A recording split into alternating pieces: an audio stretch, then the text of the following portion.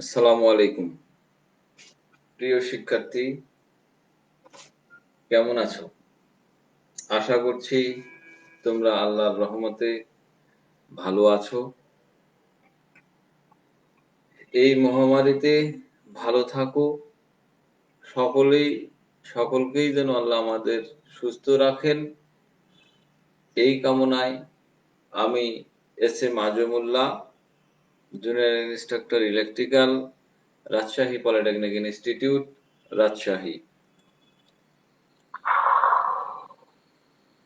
এখন আমরা এনজয় করব ফেসবুক লাইভ ক্লাসের ৮ম লেকচার আমার, অধ্যায় ৮ ইলেকট্রিক্যাল টেকনোলজির 4th semester, electrical installation planning and estimating সাবজেক্টের।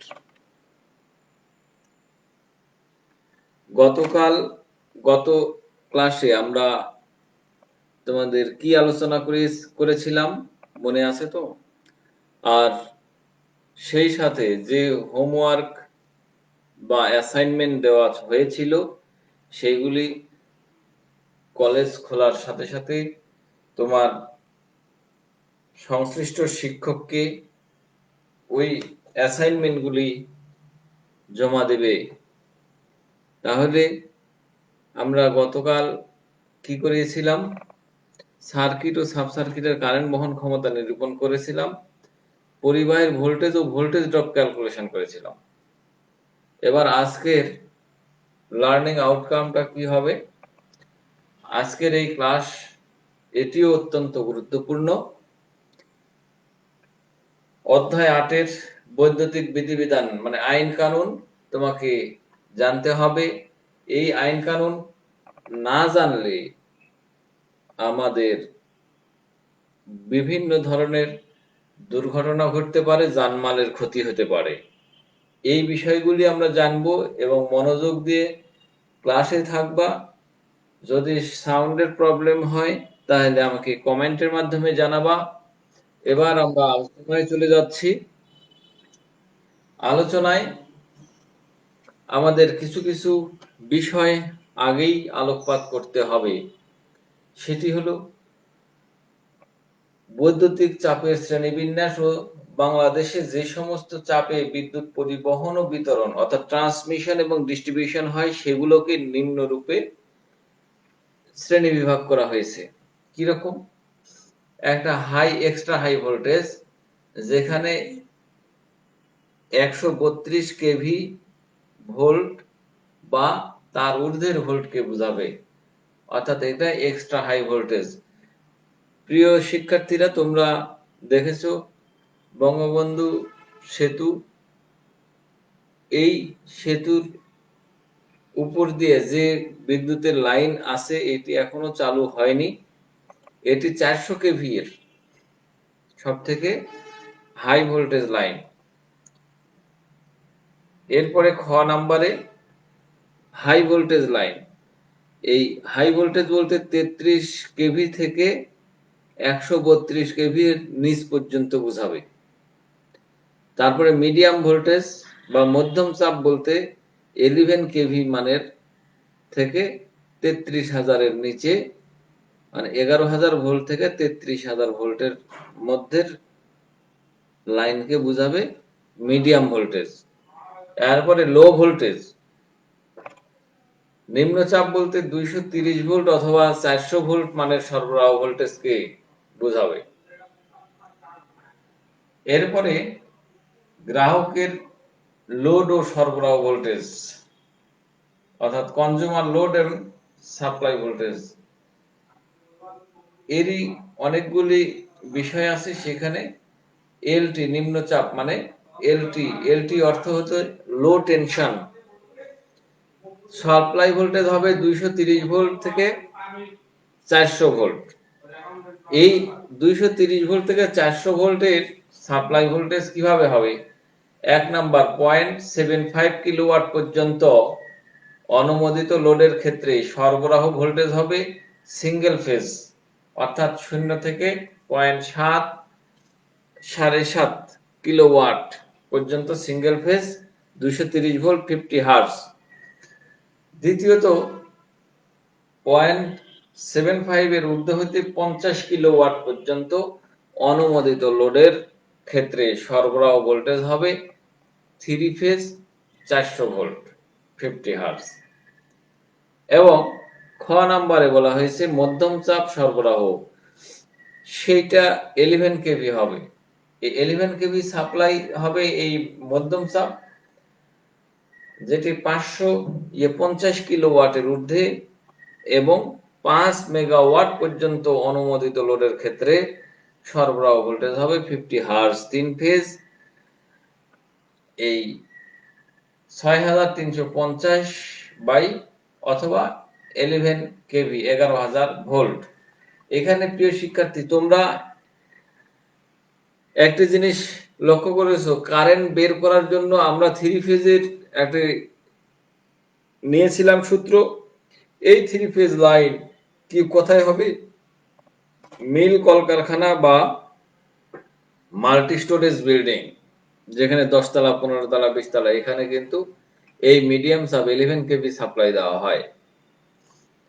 এরপরে উচ্চ চাপ সরবরাহ হাই ভোল্টেজ, সাধারণভাবে 5 মেগাওয়াটের ঊর্ধ্বে হতে 15 মেগাওয়াট পর্যন্ত অনুমোদিত লোডের ক্ষেত্রে সরবরাহ ভোল্টেজ হবে 33 ভোল্ট 33 কেভি বা 33000 ভোল্ট। এই ক্ষেত্রে অনেকগুলি কলকারখানা আছে, যেমন সিমেন্ট ফ্যাক্টরি, সার কারখানা, এগুলাতে কিন্তু 33 ভোল্ট এই 33 কেভি এইটি সাপ্লাই দিতে হয়। তার অতি উচ্চ চাপ সরবরাহ 132 কেভি, সাধারণভাবে চুক্তিবদ্ধ লোড 15 মেগাওয়াটের ঊর্ধ্বে হলে 132 কেভি বা 1,32,000 ভোল্টের বিদ্যুৎ সরবরাহ করা হবে। এরপরে আসে সংযোজিত লোড কাকে বলে? সংযোজিত লোড বলতে গ্রাহক প্রাঙ্গণে সংযুক্ত কিংবা সংযোগ করা হবে সেসব বৈদ্যুতিক যন্ত্রপাতির প্রস্তুতকারক কর্তৃক উল্লেখিত ক্ষমতার সমুদয় যোগফলকে বুঝাবে। সংযোজিত লোডকে কিলোওয়াটে প্রকাশ করতে হবে। যদি ক্ষমতা কেভিএ তে থাকে তাহলে সেটাকে পাওয়ার ফ্যাক্টর 0.8 দ্বারা গুণ করে কিলোওয়াটে রূপান্তর করতে হবে। আবার যদি ক্ষমতা অশ্ব শক্তি মানে হর্স পাওয়ারে থাকে তাহলে সেটাকে 0.746 দ্বারা গুণ করে এবং 0.9, এটা হলো দক্ষতা, ধরে নেওয়া হয় যে দক্ষতা 90% বা 0.9 দ্বারা ভাগ করে কিলোওয়াটে রূপান্তর করতে হবে। বন্ধুরা, তাহলে এখানে দেখো যে এই 0.746 দ্বারা গুণ করছি কেন? কারণ 1 হর্স পাওয়ার সমান সমান 746 ওয়াট, এটা আমরা ধরে অঙ্ক করি বা হিসাব করি। এটির প্রকৃত এসআই স্ট্যান্ডার্ড মান আছে 735.6 এরকম। এরপরে দেখো অনুমোদিত লোড কি? এই ছোট ছোট জিনিসগুলো কিন্তু আমাদেরকে জানতে হবে, এটা কিন্তু খুবই ইম্পর্টেন্ট বিষয় এখন যেটি আমি আলোচনা করছি। অনুমোদিত লোড হলো কর্তৃপক্ষ কর্তৃক গ্রাহক প্রাঙ্গণে বিদ্যুৎ সরবরাহ অনুমোদনের সময় উল্লেখিত লোডকে বোঝায়। অর্থাৎ সংযোজিত লোড অনুমোদিত লোড অপেক্ষা বেশি হতে পারবে না। অর্থাৎ আমি নতুন কোনো বিল্ডিং এ একটা মিটার নিব, সেই মিটার নেওয়ার সময় ওখানে আমাকে 5 কিলোওয়াট অথবা 10 কিলোওয়াট যে লোডটা বিদ্যুৎ অফিস থেকে অনুমোদন দিবে সেটি হলো অনুমোদিত লোড, এবং সেখান থেকে বলছে সংযোজিত লোড এই অনুমোদিত লোডের চাইতে বেশি হবে না। যেমন আমরা 5 কিলোওয়াট লোডের অনুমোদন নিলাম, কিন্তু আমার লোড দেখা গেল যে 7 কিলোওয়াট হয়েছে, তাহলে আমাকে জরিমানা করবে। সুতরাং এইটা 5 কিলোওয়াট হলে 5 কিলোওয়াটের মধ্যেই ব্যবহার করতে হবে, 6 কিলোওয়াট হওয়া যাবে না। এরপরে চুক্তিবদ্ধ লোড অর্থাৎ কন্ট্রাক্ট লোডটা কি? চুক্তিবদ্ধ লোড বলতে 15 মিনিট বা ততোধিক সময় ব্যাপী স্থায়ী কিলোওয়াটের বিদ্যুৎ শক্তির সর্বোচ্চ যুগপৎ চাহিদাকে বোঝায়। যা গ্রাহকের সাথে বোর্ডের চুক্তির মাধ্যমে নির্ধারিত হয়। বিদ্যুৎ অফিসের সাথে এই চুক্তিবদ্ধ লোডও এখানেও কন্ট্রাক্ট থাকবে। এই চুক্তিবদ্ধ লোড অনুমোদিত লোড অপেক্ষা বেশি হতে পারবে না, অর্থাৎ অনুমোদন যা নিব তার মধ্যেই এই চুক্তিবদ্ধ লোড থাকবে। পিক আওয়ার্স, পিক আওয়ার্স হলো যেটি সর্বোচ্চ চাহিদার সময়কে বোঝায়। বিদ্যুতের সর্বোচ্চ চাহিদা যখন হবে সেটি হলো পিক আওয়ার। এই পিক আওয়ার হবে বিকাল 5টা থেকে রাত 11টা পর্যন্ত। এই সময় বিদ্যুতের চাহিদা সবচাইতে বেশি থাকে, এই সময়টাকেই পিক আওয়ার বলছে। Off peak hour, off peak hour বলতে রাত 11টা থেকে বিকাল 5টা পর্যন্ত। আসল অফ পিক আওয়ার হচ্ছে ভোর 5টা পর্যন্ত বা ভোর 6টা পর্যন্ত। এরপরে আমার পাওয়ার ফ্যাক্টর কারেকশন, এই বিষয়টি আমার একজন ইলেকট্রিক্যাল ইঞ্জিনিয়ারের জন্য খুবই গুরুত্বপূর্ণ বিষয়। যে এই পাওয়ার ফ্যাক্টর কারেকশন, আমরা পাওয়ার পিএফআই প্ল্যান্ট তৈরি করি, এটা কি সেটাই আমরা এবার আলোচনা করব। বিদ্যুৎ সরবরাহের শর্ত অনুযায়ী মাসিক গড় পাওয়ার ফ্যাক্টর 0.95 হতে 1 এর মধ্যে রাখতে না পারলে মিডিয়াম চাপ বা উচ্চ চাপ ও অতি উচ্চ চাপের গ্রাহকদের ক্ষেত্রে গড় পাওয়ার ফ্যাক্টর 0.95 ল্যাগের নিচে রাখার কারণে, যদি 0.95 এর নিচে আসে যায় তাহলে পাওয়ার ফ্যাক্টর শুদ্ধকরণ চার্জ প্রযোজ্য হবে, পাওয়ার ফ্যাক্টর কারেকশন চার্জ দিতে হবে। এই পাওয়ার ফ্যাক্টর শুদ্ধিকরণ গুণিতক সমান সমান কি হবে, উপরে এই টানটি, এই আমরা যেমন সমীকরণ লিখি এরকম সোজা টান, উপরে 0.95 ভাগ গ্রাহক প্রান্তে পরিমাপের পর গড় পাওয়ার ফ্যাক্টর। এইটা যে পয়েন্টটা আসবে সেটাই হচ্ছে শুদ্ধিকরণ গুণিতক। এই উপরোক্ত গুণিতকটি রেকর্ডকৃত কিলোওয়াট ঘন্টার গুণিতক হিসাবে ব্যবহার করে বিলের ইউনিট নির্ধারণ করা হয়। যদি সরবরাহ পয়েন্টে পাওয়ার ফ্যাক্টর 0.95 এর উপরে হয় তাহলে রেকর্ডকৃত এনার্জি অনুযায়ী গ্রাহকের বিল করা হয়। বিদ্যুৎ ব্যবহারের ঝুঁকির বিরুদ্ধে নিরাপত্তামূলক ব্যবস্থা, কিছু কিছু নিরাপত্তামূলক ব্যবস্থা নিতে হবে, এটা তার কিছু পয়েন্ট এখানে দেওয়া হয়েছে। যেমন সব ধরনের বৈদ্যুতিক বর্তনীয় সার্কিট এবং সার্কিটে ব্যবহৃত ইকুইপমেন্টের ইনসুলেশন রেজিস্ট্যান্সের মান সব সময় সন্তোষজনক পর্যায়ে আছে কিনা তা নিশ্চিত হবে। আর্থিং এর রেজিস্ট্যান্সের মান সন্তোষজনক পর্যায়ে রয়েছে কিনা সে সম্পর্কে নিশ্চিত হতে হবে।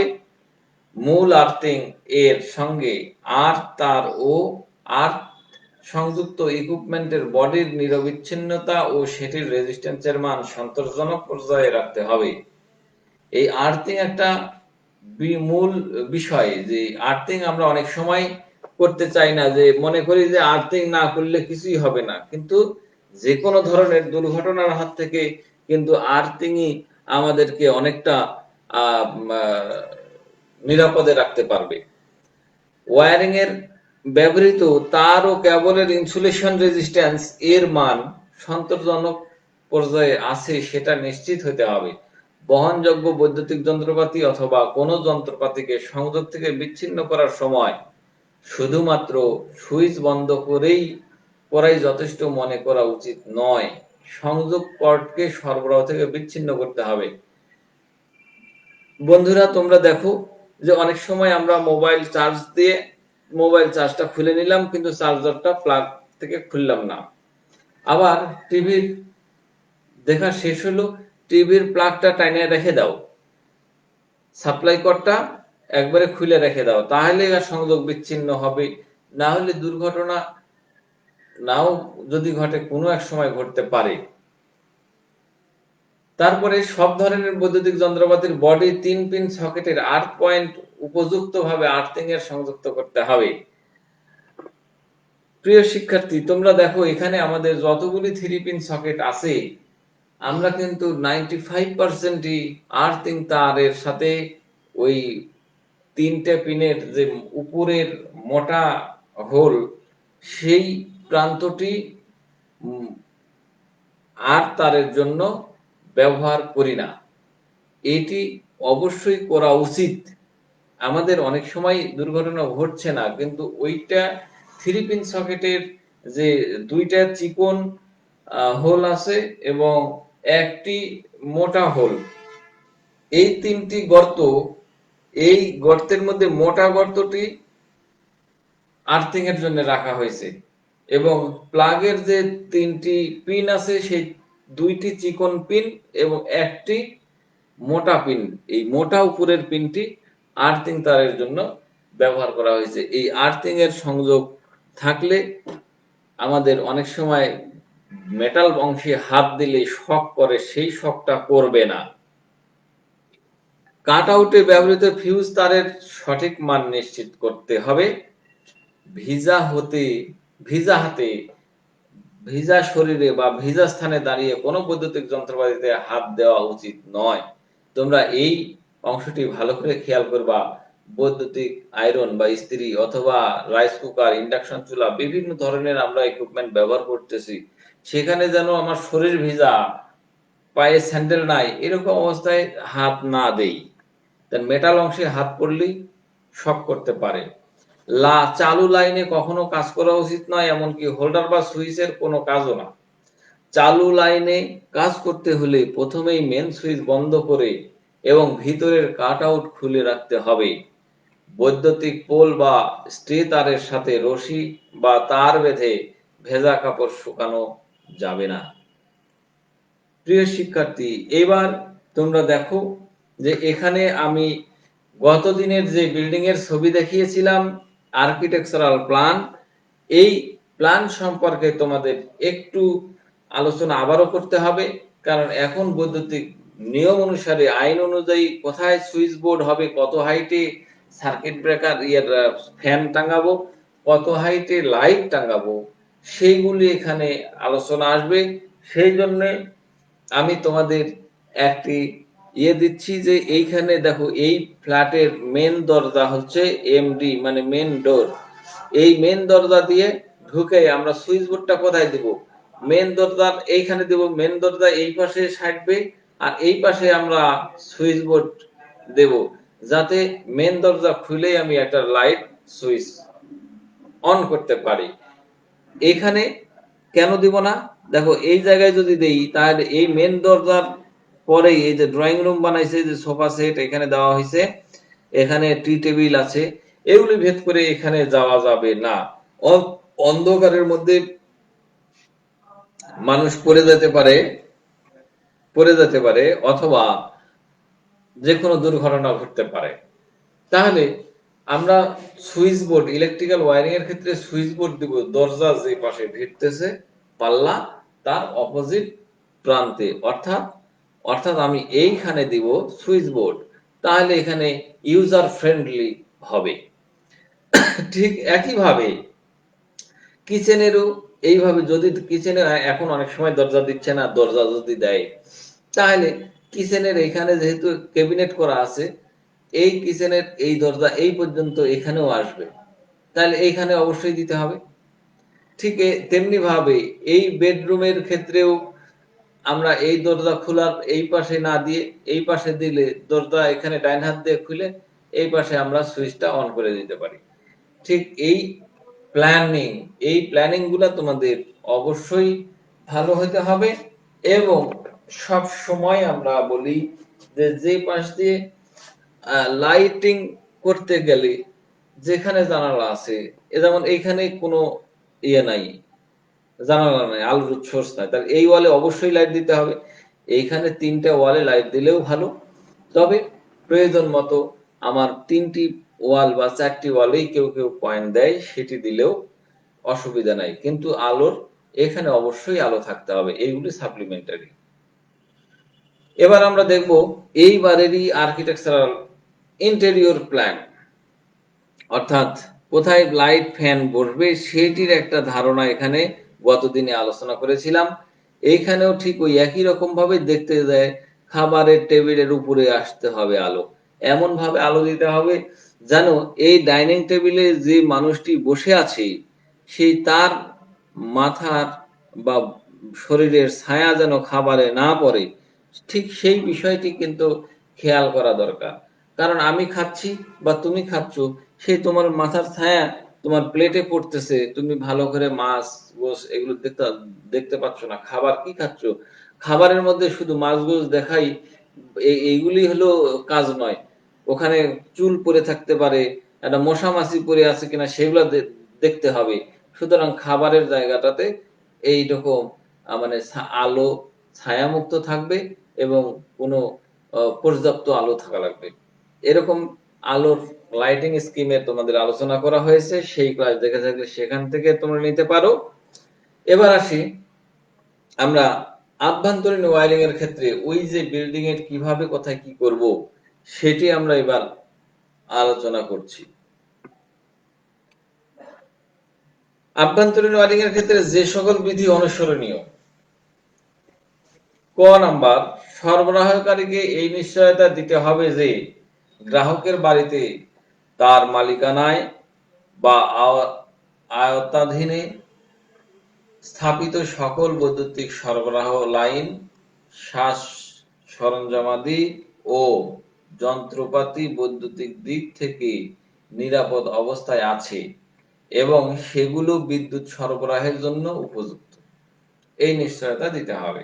অর্থাৎ একটি বাড়িতে ওয়্যারিং কমপ্লিট করে বলতে হবে যে আমার এই যা ওয়্যারিং করেছি এগুলা সব সাপ্লাইয়ের জন্য রেডি আছে, অর্থাৎ সাপ্লাই দিলেই আমার লাইট ফ্যান বা হিটার এটা সেটা চলবে।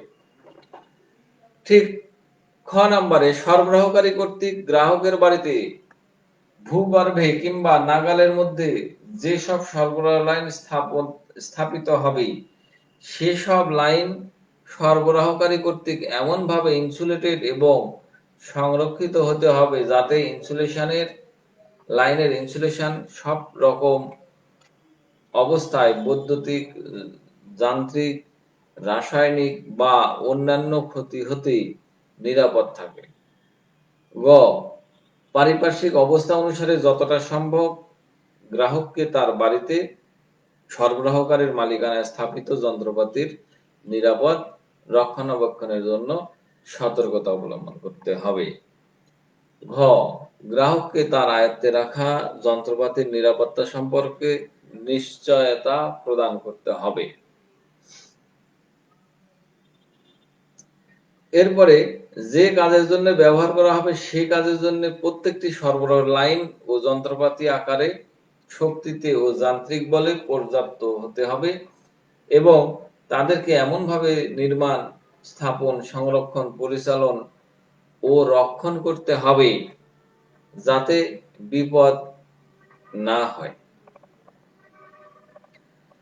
3 নাম্বার, গ্রাহক প্রান্তের আর্থিং। এই আর্থিংটা সরবরাহকারীকে গ্রাহকের বাড়িতে আর্থ পরিবাহী অথবা আর্থ করা নিউট্রাল পরিবাহী অথবা ভূনিম্নস্থ কেবলের পরিবাহনের আর্থ পরিবাহী ছাড়া প্রতিটি সরবরাহ লাইনের প্রতিটি পরিবাহীতে একটি করে উপযুক্ত কাটআউটের ব্যবস্থা নাগালের মধ্যে করতে হবে এবং এই কাটআউট পর্যাপ্ত পরিমাণে আচ্ছাদিত অদাহ্য পাত্রে রাখা হবে, যেখানে একটি সাধারণ সরবরাহ লাইন থেকে একাধিক গ্রাহক থেকে বিদ্যুৎ সরবরাহ করা হয়।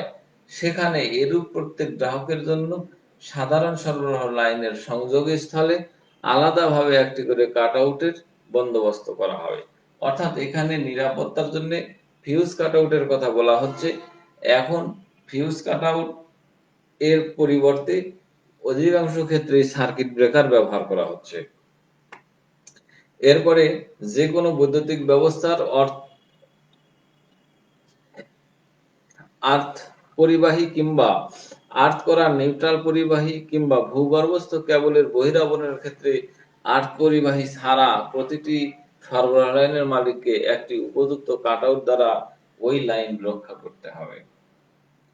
এখানে এই রকম মালিকের প্রতি এবং কোম্পানির প্রতি নির্দেশনা থাকবে এই আর্থিং এর বিষয়গুলোর উপরে। এরপরে 5 নম্বরে বৈদ্যুতিক স্থাপনার পরীক্ষা। এটি বৈদ্যুতিক ওয়ারিং করলাম, তার টেস্ট করতে হবে। কন্টিনিউটি টেস্ট আছে, তারপরে ইনসুলেশন রেজিস্ট্যান্স টেস্ট আছে, এবং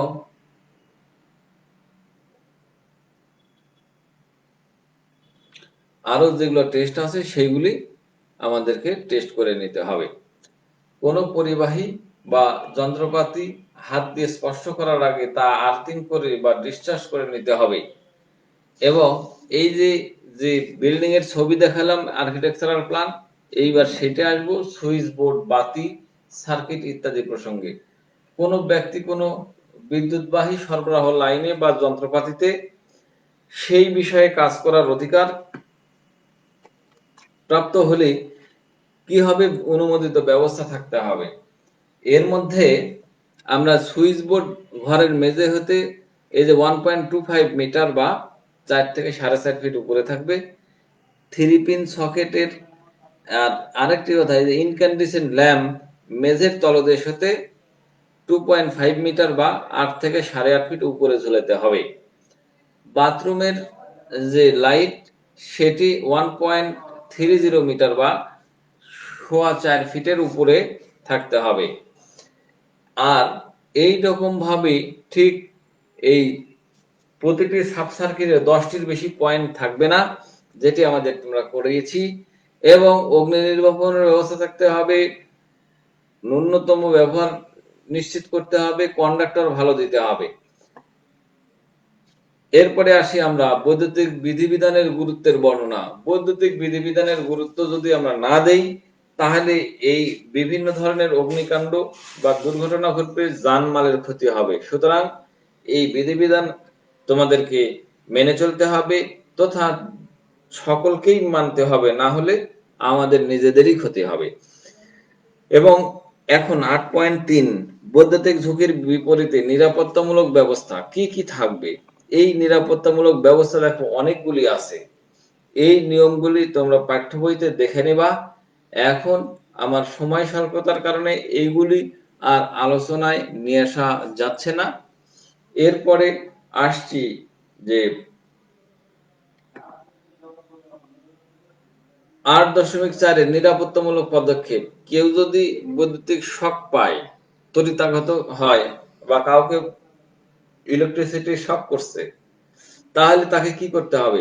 তাকে প্রথম পদক্ষেপ হচ্ছে শুকনা কাঠ, বাঁশ বা অথবা রেশমি কাপড়, যেগুলো বিদ্যুৎ পরিবাহী নয়, শুকনা, এই সমস্ত হাতে পেঁচিয়ে অথবা এই সমস্ত দিয়ে তাকে ওই বৈদ্যুতিক লাইন বিচ্ছিন্ন করতে হবে। কোনোভাবেই তোমরা ঘাবড়াবা না। বিদ্যুতের শর্ট সার্কিট হয়ে মানুষ মারা যায় অজ্ঞতার বশবর্তীর কারণে। যদি কেউ সঠিক সময়ে যদি সঠিক পদক্ষেপ নিতে পারে, তাহলে অনেক মারাত্মক দুর্ঘটনা থেকেও আল্লাহ তাকে বাঁচিয়ে দিতে পারেন। তবে এইখানে প্রাথমিক চিকিৎসা সম্বন্ধে কিছু আলোচনা, যে কোনো কাউকে বিদ্যুৎ, আমি তাকে কারেন্টের লাইন থেকে বিচ্ছিন্ন করলাম, করার পরে তাকে উপর করে শোয়াই দিয়ে এইভাবে দুই পাশে হাঁটু গেড়ে পা দিয়ে তার বডির উপরে, পিঠের এখানে নিচে তাকে পাম্প করতে হবে, চাপ দিতে হবে। দিলে তাকে কৃত্রিম শ্বাস প্রশ্বাস চলে কিনা দেখতে হবে। এরপরে সেখানেও যদি না হয়, আবার তাকে চিৎ করে দিতে হবে। চিৎ করে দেওয়ার পরে মাথার দুই পাশে দুই পা এখানে দিয়ে তার বুকের উপরে এই যে 8.3 চিত্র এখানের মতো চাপ দিতে হবে, তাহলে শ্বাস প্রশ্বাস নিতে পারে কিনা দেখতে হবে। যদি হয়ে যায় তাহলে ভালো, আর না হলে তখন তার মুখটা, আরেকটা পদ্ধতি আছে, তার মুখটা এরকম ভাবে মাথা চাড়ে দিয়ে চিৎ করে শোয়ানোর পরে তার মুখ এইভাবে ধরতে হবে, থুতুর নিচে হাত এবং মাথার এইখানে হাত দিয়ে মুখে মুখ লাগিয়ে তার মুখে ফুঁ দিতে হবে, বাতাস দিতে হবে, এবং বাতাস দিতে হবে এবং টানতে হবে, যাতে তার শ্বাস প্রশ্বাস আমরাই বাতাস দিচ্ছি এবং নিচ্ছি এই পর্যায়ে নিয়ে এসে তাকে চিকিৎসার চেষ্টা করতে হবে। তাহলে দেখা যাবে যে আল্লাহর রহমতে সে ভালো হয়ে যাবে। এবার আমরা বিভিন্ন বিল্ডিং এর কোড এই কোডের তালিকা আছে, এইগুলো তোমার পাঠ্য বইয়ে আছে, সেই কোডগুলো তোমরা দেখে নিবা এবং সেই সাথে ন্যাশনাল বিল্ডিং কোড এবং ইন্টারন্যাশনাল বিল্ডিং কোডের বিভিন্ন ইলেকট্রিক্যাল কোডের ব্যাখ্যাগুলোও তোমরা একটু দেখে নিবা। তাহলে বন্ধুরা, আজকে আমরা কি আলোচনা হলো? বৈদ্যুতিক বিধিবিধান এবং ইলেকট্রিক্যাল এর বিভিন্ন সতর্কতামূলক নিয়ে আলোচনা হলো। তোমরা বাসায় পরবর্তী পদক্ষেপ নেবা, পড়বা এবং এই প্রশ্নগুলি তোমার সংশ্লিষ্ট শিক্ষকের কাছে লিখে জমা দিবা এবং নেক্সট ক্লাস হবে তোমাদের নবম অধ্যায়ের আভ্যন্তরীণ ওয়্যারিং সম্পর্কে। ধন্যবাদ সবাইকে, ধন্যবাদ। এখানে আমি বিদায় নিচ্ছি। আল্লাহ হাফেজ।